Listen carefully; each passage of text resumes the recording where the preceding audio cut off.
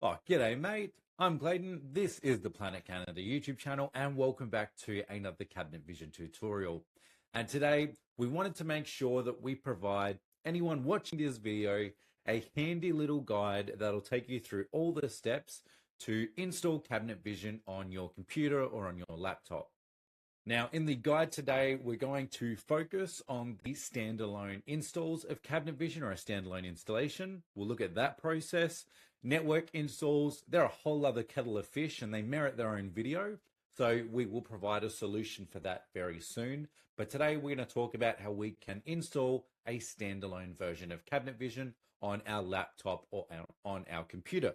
Now, the first thing I want to do before we download the files we're going to need, if you go to the Planet website and you click on Solutions and then System Recommendations, if you are looking at purchasing a new computer for Cabinet Vision, or you need to install Cabinet Vision on a computer and you're not sure if it's going to work, if it's up to date, there is on our website a system requirements page that we can click on the link and just double check that they match up or that Cabinet Vision will work.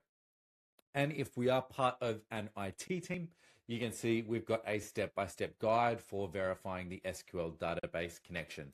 So to download the files, the install files Cabinet Vision, we want to go to the Hexagon customer portal. Now, the link for this is going to be in the description below. So open that up, log in to the customer portal, and you're going to see a welcome page similar to this. Now, very simply, what I want to do is under the Downloads tab here, click on Software, or alternatively, I can go to the little downloads up here and click on Software.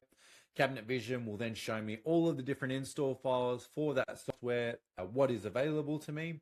So I'm going to click on this Cabinet Vision tab just here, and you'll see that Cabinet Vision has popped up. It's got the latest version at the top, 2025.4. And there are some of the older versions as well just here. Now, I want to make sure that I download two files here. This is really important if I am a Canadian customer. Just because we perhaps speak English as a native tongue doesn't mean that we just want to use the primary setup. Not only does the language pack include regionalizations, localizations for certain terms, so even if we both speak English, the English I use in Australia might be a tad different to the English used in another part of the world, in the US, in Canada, wherever it may be. And it can also include sometimes custom databases, custom cabinets or hardware, different information provided by the local reseller. So wherever we are in the world, the primary setup here will just provide English US database. But we want to make sure most of the time, if we're in any other country, in any other part of the world here, you can see here's a list of the different languages currently available. Then we just want to make sure that we download the language pack and the primary setup. So I'll just click on language pack, and then I can just choose the download link, the closest server to me, and then download.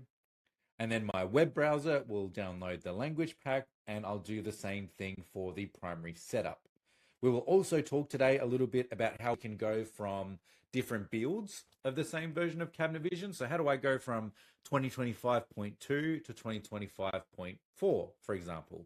We'll talk about that after we have installed it. So we'll download both of these files, and I'll be back in a second once they've finished downloading. Beauty. Okay, so both of my files have finished downloading. Now, what I'm going to do is right click on the language pack, and I'm going to open it up. I'm not going to double click on the primary setup. I'm just going to double click on the language pack, because once Cabinet Vision has finished unpacking all of those files, it will go ahead and start working on the primary setup. So I'm just going to get a little question asking if I'm happy with this program being accessed. I'll just click yes.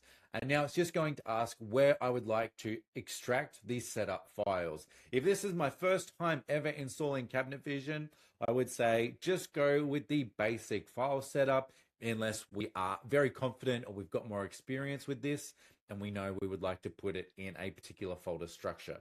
But I'm just going to click OK, and Cabinet Vision is, well, these files are about to be extracted, and put in the right place. So now is probably a good time for us to make a cuppa, catch up on some hockey highlights, whatever it may be.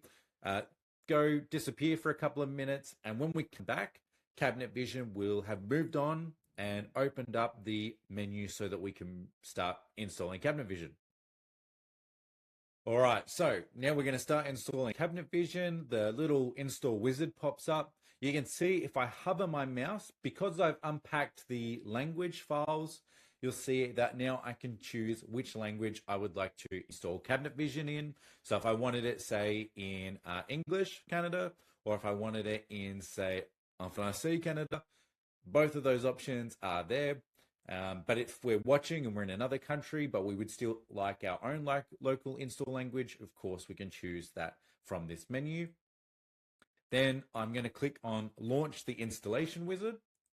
And this is okay. It's just telling me that I'm going to have to restart my computer to finish off the installation process. So if we have anything that needs to be saved before we restart the computer at the end of this process, now would be a good time to do it. But now we can click on Continue. Yes, and run through the licensing agreement. Then I'll click Next. Cabinet Vision just wants to know where I would like to install the files. So I'm happy to keep this folder structure. Next. Now here, Cabinet Vision just wants to know what kind of installation I would like to do. We're going to do a standalone with no program login. If we would like a login, even for a standalone install, we can set that up here so we can have some user restrictions. And then if we were going to do a network install, we would go down the server path here, but we'll look at that in another video, like I said before. So we'll click on Next.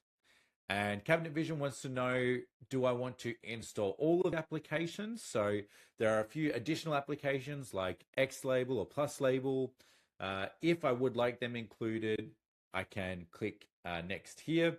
If I have no idea what I'm talking about, maybe we can check with our reseller or with our support team.